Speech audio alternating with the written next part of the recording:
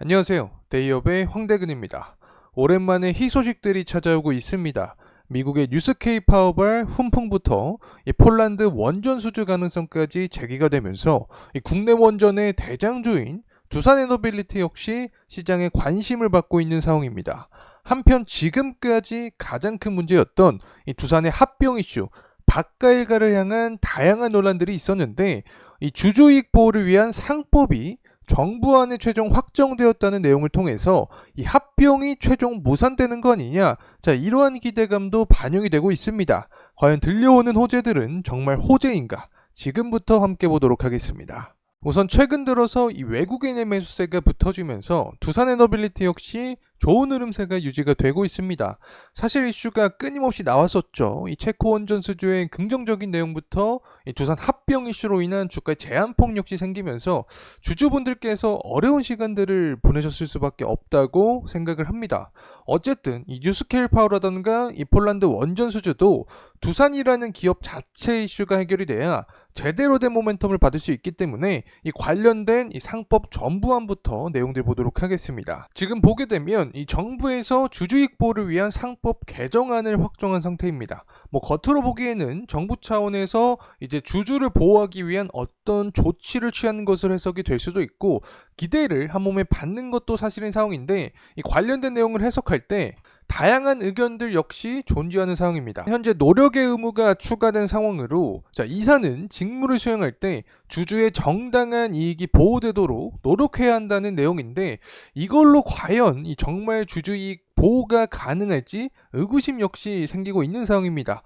주주들 역시 다양한 의견들이 나타나주고 있는데 어떠한 내용들이냐, 또 이 법구멍을 다 빠져나갈 수 있게 정부 차원에서 만들어주고 있다. 최소 노력이 아닌 이 충실 의무로 바뀌어야 된다. 또 노력이라는 이 단어 자체가 굉장히 주관적인데 결국 이 경영권자들의 입속에 따라서 운영이 가능한 것은 변함이 없는 상태다. 제대로 된 제재를 할 필요가 있다. 다소 부정적인 내용들이 주를 이루고 있다고 생각을 합니다. 그도 그럴 것이 이 두산이라는 기업 자체는 두산중공업 시절부터 굉장히 주주에게 좋지 못한 행위들을 지속해 왔었죠. 이 과거의 행적을 잠깐만 보더라도 알 수 있습니다. 이 두산 엔진 같은 경우에는 기업 분할한 이후에 투자회사는 두산중공업과 합병을 했었는데 이 당시에도 두산바켓의 지분 가치를 유입하면서 주주를 위한 일이라고 주장을 했습니다. 이 두산인프라코어에서도 비슷한 행위를 시행을 했었죠. 하지만 결론은 이 바켓의 지분 구조를 끌고 오기 위한 이 목표였다. 두산 일가들만을 위한 목표였기 때문에 이 주주들은 더 이상 두산그룹을 믿지 않는 상황이다. 이렇게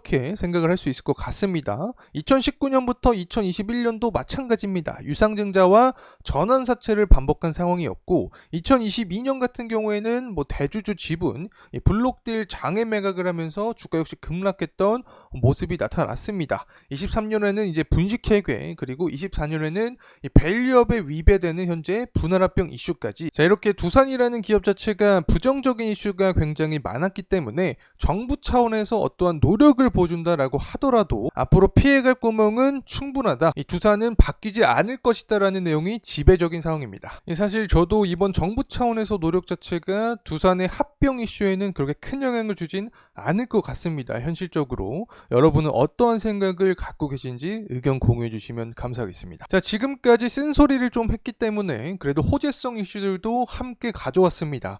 이 뉴스케일 파워가 루마니아 SMR 사업을 본격화한다는 내용이 나와주면서 두산에너빌리티도 수혜를 받을 것이라는 기대감이 커져가고 있습니다. 뉴스케일 파워 같은 경우에는 지난해 피드 1단계를 완료한 상황이고 2단계에 돌입하면서 루마니아 SMR 사업의 속도를 내는 상황입니다. 이번 기본 설계 2단계 계약을 통해서 이 두산에너빌리티의 SMR 기자재 공급도 한층 가시화된 상황이고 특히 2019년부터 두산에너빌리티 같은 경우에는 뉴스케일 파워의 지분 투자를 진행을 하였고 기자재 공급권을 확보한 상황이기 때문에 기업에 대한 기대감은 더욱더 커져가고 있는 상황입니다. 특히 지난 4월에는 루마니아 대통령이 두산에너빌리티 공장을 방문하였고 7월 같은 경우에는 대형 원전과 SMR의 기자재 설계 혹은 시공이나 서비스를 위한 인증을 취득한 상황입니다. 때문에 이 소형 모듈 원전 관련된 기대감이 계속해서 커져가고 있다. 이 원전 관련된 이슈가 불개됐을 때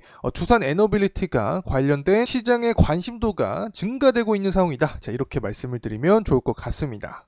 자, 그리고 폴란드 원전 수주에 대한 기대감도 커져가고 있습니다. 이 체코 원전 이후에 원전 르네상스의 시작이다.